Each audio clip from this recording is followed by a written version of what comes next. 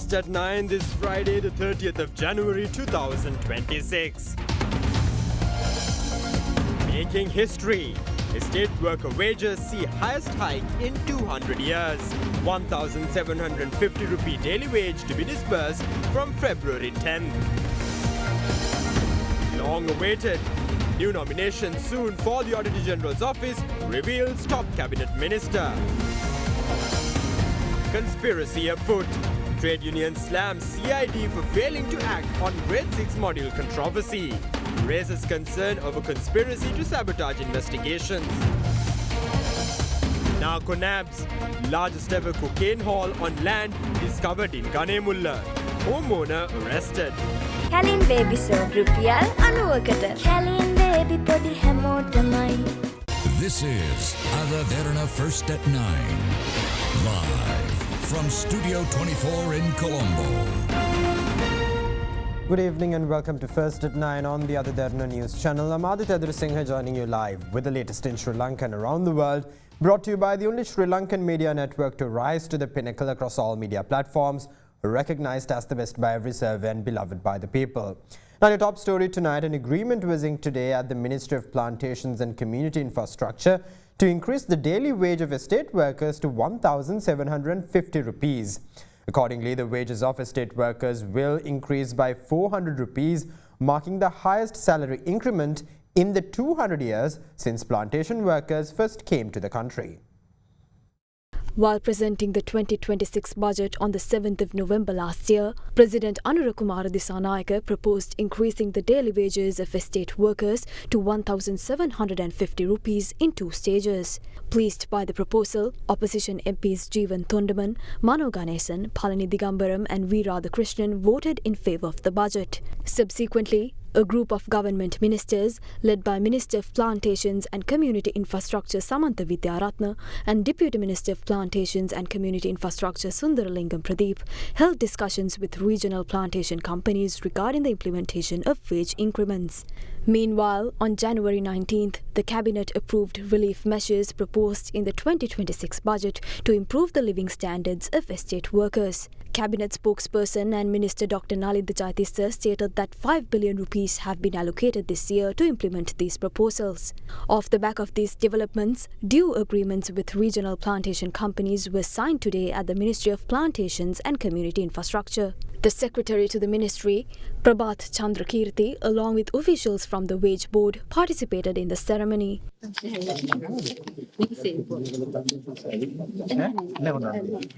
According to the salary increment, the current daily wage of 1,350 rupees will rise by 400 rupees. Plantation companies will contribute 200 rupees, with the government providing the remaining 200 rupees, bringing the total to 1,750 rupees. The increased wage, which goes down in history as the highest wage hike in 200 years, will be disbursed to workers from the 10th of February. Speaking to the media, the Planters Association of Ceylon said more than 6 billion rupees will be spent by the plantation companies to fund the wage hike. ඔබේ සම හඳුනාගෙන ඖෂධීය ශාකසාරමය forever face wash එකක් භාවිතා කරන්න. Minister of Transport, Highways and Urban Development Bimal Ratnayaka says that the Constitutional Council will take a decision on the vacant position of Auditor General tomorrow after considering the new nomination submitted by the President. The minister made these remarks during a committee meeting held in Kandy today. The Special Development Committee meeting for Transport, Highways and Urban Development in the Kandy district was held today at the Kandy district secretariat under the patronage of Minister of Transport, Highways and Urban Development Bimal Ratnayaka.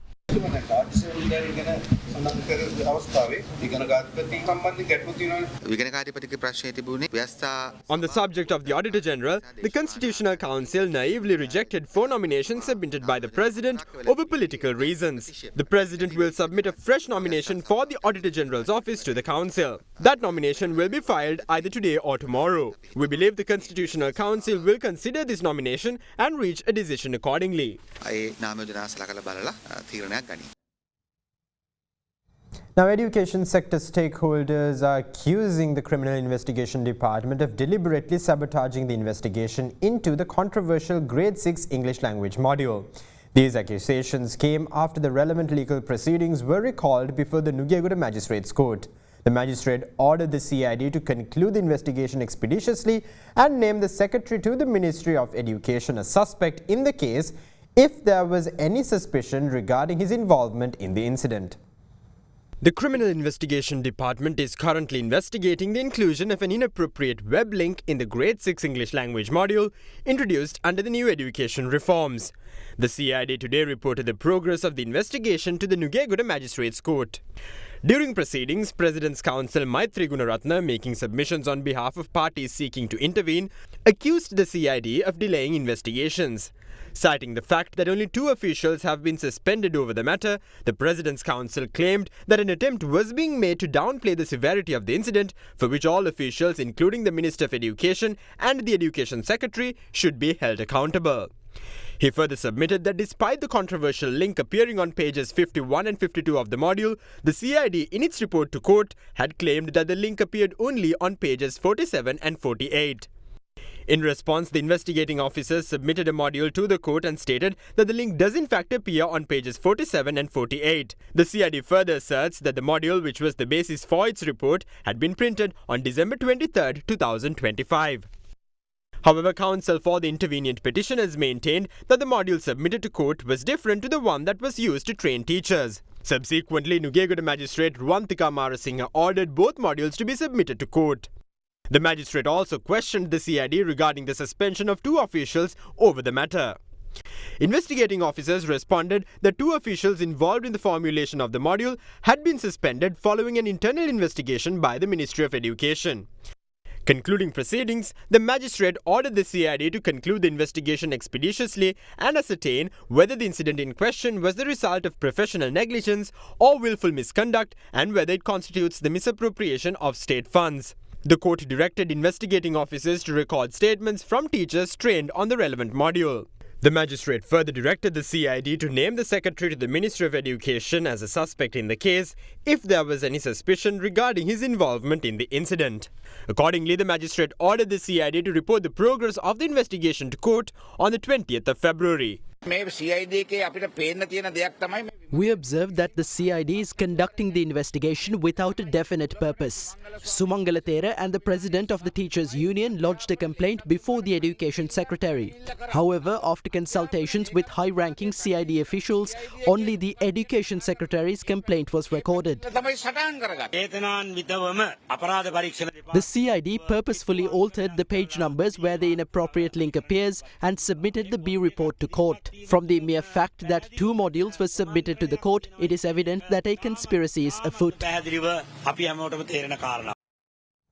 Ceylon Teachers Union says that an audit report has revealed that there was no clear roadmap for the implementation of the education reforms even by the 30th of September last year.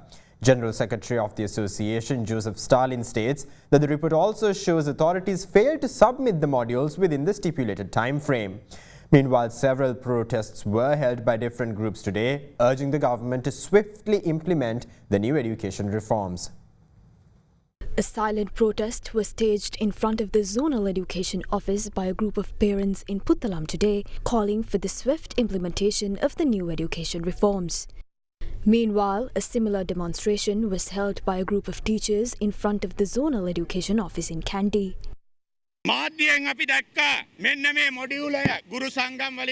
Teachers' associations claimed that the modules were being taught without a proper teacher guide in place for the first time ever in history.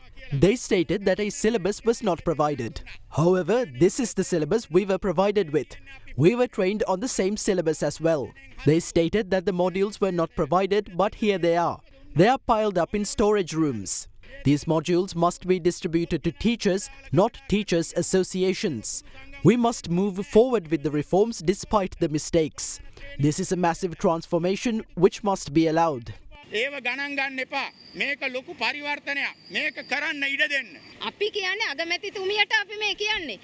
the Prime Minister to implement these reforms. We have trained hard and a lot of money was used for the purpose. A grade 6 student today will only sit for the ordinary level exam in 2031, and by that time many of those protesting these reforms will be dead. We should not consult people blinded by their political agenda regarding children's education. Meanwhile, the the controversial education reforms were discussed on Ada Derana's Big Focus today. We know the reality of the protests that are being launched across the island. No parents take part in them. Ask one of those parents to define what education reforms are and what their content is. No one will know. The Prime Minister once stated, before all trade unions, that this was the education policy of the NPP government and that it was compiled by the Education Policy Committee of the NPP. There are two groups hiding behind these reforms today. One of them is the National Education Commission and the other is the Education Policy Committee of the NPP. They must respond now. Mahinda Joy Singha is also a member of the committee. Professor Atalage is a leading member of the committee. Nimal Devasiri is also a member. රාජ්‍ය නියෝජනය කරන ප්‍රබල අමාත්‍යවරයෙක් වන බිමල් රත්නායක මහත්මයා එක් විටයක කියනවා මේ ගුරු සංගම් නායකයෙක් කියනවා QR කෝඩ් සල්ලි වලට ගන්න ඕනේ කියලා මේ අය ගිහිල්ලා QR කෝඩ් එක කියන්නේ මොකක්ද කියලාවත් දන්නව නම් කමක් නැහැ මේක කිව්වට කියලා. ඒ අමාත්‍යවරයාගේ ප්‍රකාශයේ තියෙන්නේ The minister's statement shows his arrogance. Students must possess a device to study using these QR codes. However, those in rural areas do not have that facility. ඒ ටික ඔක්කොම හදලා ප්‍රතිසංස් කරන පටන් ගන්න ගියොත් මේක පටන් ගන්න වෙන්නේ නැහැ කියන සාවරය ජාතික අධ්‍යාපන ආයතනය සම්බන්ධයෙන් කරපු විගණන වාර්තාව. An audit report on the NIE was released on November 4th. The report clearly states that there was no definite roadmap on the implementation of the reforms even by the 30th of September. The report also states that although the modules were required to be submitted to the Education Publications Department by the 16th of May, they were only submitted between July and September. ඒව බාර දීලා තියෙන්නේ ජූලි මාසෙ ඉඳන් සැප්තැම්බර් වෙනකම්. පුහුණු වැඩමුළු වලදී ගුරුවත්පත්වල කොටස් During the training workshops, parts of the teacher's guide were provided and on certain occasions they were taken back. A PDF was also shared, but it was stated that it was subject to change. Children have been put in a situation where they are asked to do just anything without a clear plan. 2,498 schools do not possess smart classrooms or smart boards at the moment. We are concerned about why they intended to implement the reforms against this backdrop. They can be provided. They stated that the Treasury is inundated with resources. They pledged to provide these at the beginning. However, these education reforms have become extremely short-sighted. And now here's a look at the latest political reactions to the education reforms. Formulation of education policies is not a political matter. If it is politicized, we cannot progress as a country. There are broad global requirements in education going far beyond what present societal discourse may lead us to believe. Therefore, our education system requires reform.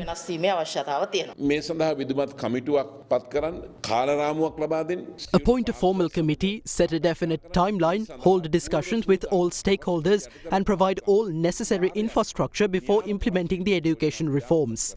Implement the reforms next year after conducting a pilot project for at least one school term. Those who complained loudly about a mistake in one module are now calling for the reforms to be implemented. This was the weakness in the previous education system. It failed to create humanist politicians. Those who are consumed by political envy are unable to view society through a broad humanist lens. From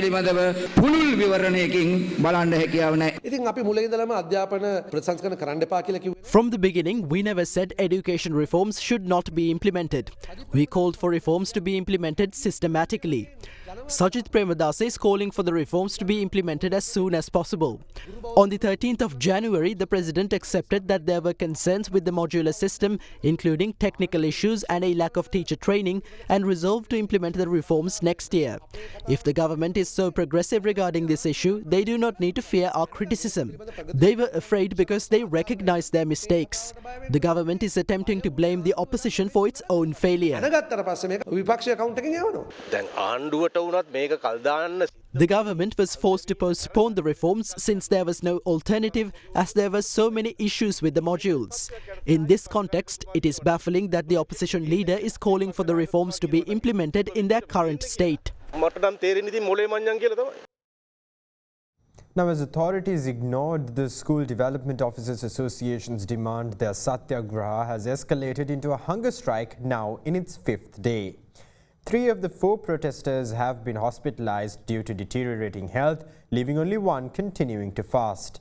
Religious leaders, MPs and lawyers visited the protest site today, while the association also briefed the chief prelate of the Asgiria chapter about the injustice faced by the school development officers. Meanwhile, Director General of Public Relations for the President, D. Gamage, who arrived at the site of the hunger strike this afternoon, stated that the President is ready to hold discussions with the development officers at 6 p.m. on Tuesday.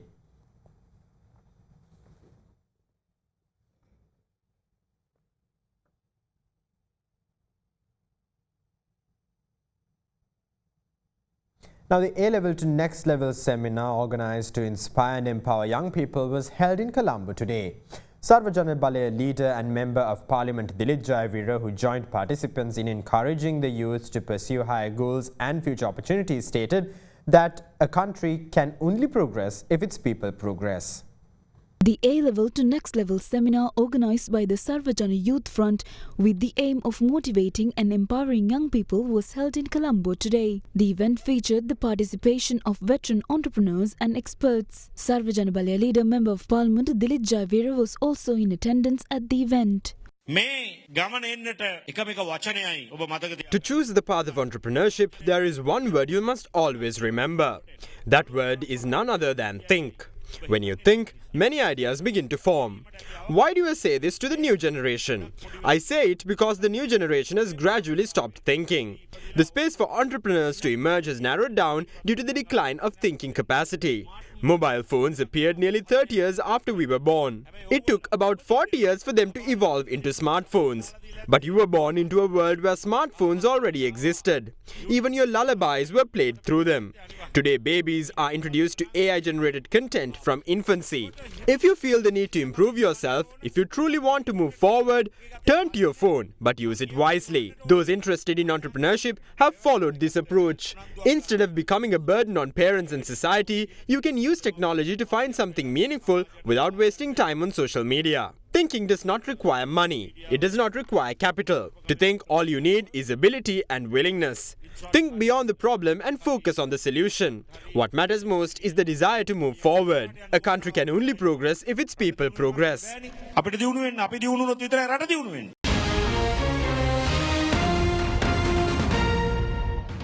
Welcome back. Now, Inspector General of Police Priyantha Veerasurya states that the current salaries of police officers do not adequately reflect the sacrifices and risks they undertake in the line of duty. He made these remarks while addressing a ceremony held today at the Police Crime Records Division. A ceremony to present cash prizes to fingerprint analysts, crime analysis officers and forensic photographers of the Police Crime Records Division was held this morning. The event organized to honor the valuable service rendered by these officials took place at the Police Criminal Records Division in Colombo under the patronage of Inspector General of Police Priyantha Veerasurya. We recognize that the current salaries of police officers do not adequately reflect the sacrifices they make. A cabinet subcommittee has been established to address this issue. We have already presented our proposals to the committee. That process is currently underway. We expect an improvement in police officers' salaries in the future. At the moment, there is a shortage of 32,000 police officers. Furthermore, 2,500 officers will retire this year and another 2,700 will retire next year. Under these circumstances, the government has granted approval to recruit 10,000 new police officers.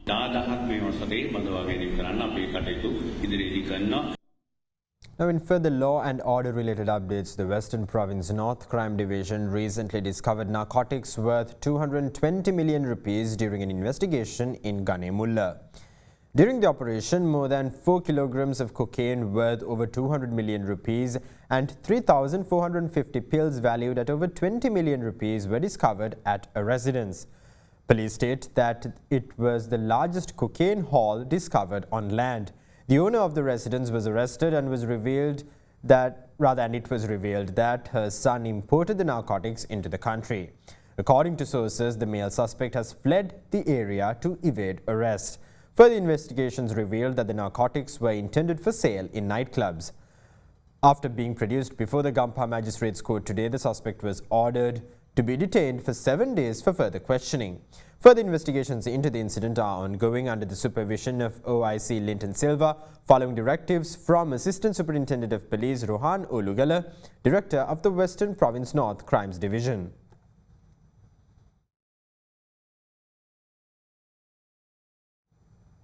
Now in other news, the Republic of Korea partnered with the United Nations Development Programme to support Sri Lanka's waste management efforts with funding of $4.7 million. The initiative, implemented by UNDP Sri Lanka in collaboration with the Ministry of Public Administration, aims to scale up low-carbon municipal solid waste management and resource recovery.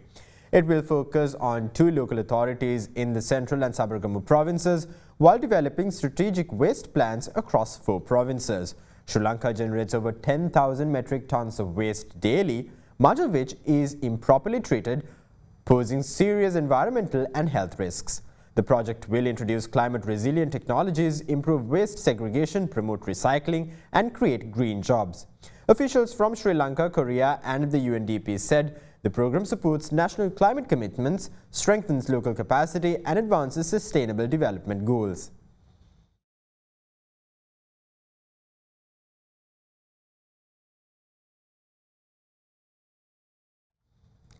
Now in some triumphant local news, Sri Lanka's Sabina Yusuf was named second runner-up at the 41st Mrs. World pageant held yesterday in Las Vegas, Nevada, which saw contestants from over 60 countries compete for the prestigious crown. In addition to her top 3 finish, Yusuf also won the Mrs. Photogenic mini title and secured a place among the top 20 finalists. Mrs. Thailand was crowned Mrs. World 2025, while Paige Ewing of the United States emerged first runner-up. The grand finale concluded with the announcement of the top 3 finalists, placing Sri Lanka among the leading contenders on the global pageant stage.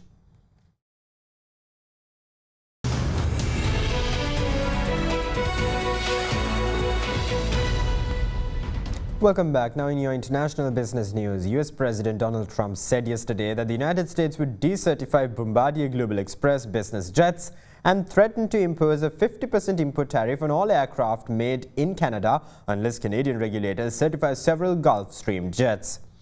In a post on Truth Social, Trump said Canada had refused to certify Gulfstream's 500, 600, 700, 800 and 800 models, and warned that failure to resolve the issue immediately would trigger sweeping tariffs. These remarks come amid rising trade tensions after Canadian Prime Minister Mark Carney criticized US trade policy.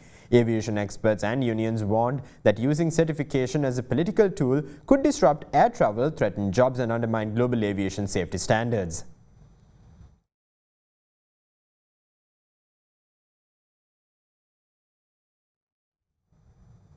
Now in other local business news, according to the latest data released by the Department of Census and Statistics, the overall rate of inflation as measured by the Colombo Consumer Price Index on a year-on-year basis increased to 2.3% in January 2026 compared to 2.1% in December last year. The year-on-year inflation of the food group rose to 3.3% in January 2026, up from 3% in December 2025. Meanwhile, the department notes that year-on-year inflation in the non-food category remained unchanged at 1.8% in January 2026, maintaining the same rate of inflation recorded in December last year.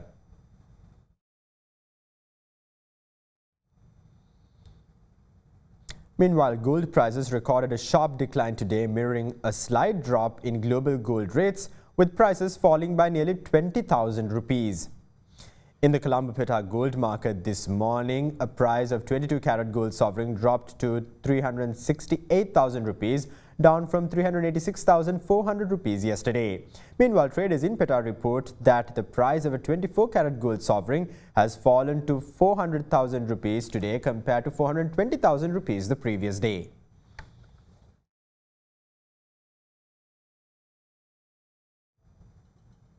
The Colombo Stock Exchange closed in negative territory today as a result of price losses in counters such as Haley's, Richard Perry's and Company and Bukit Daran.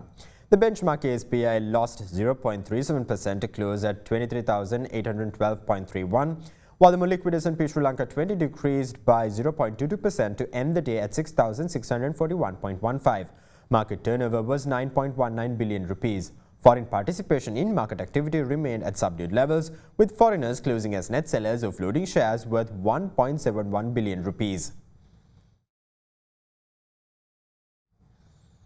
Now here's a look at today's exchange rates.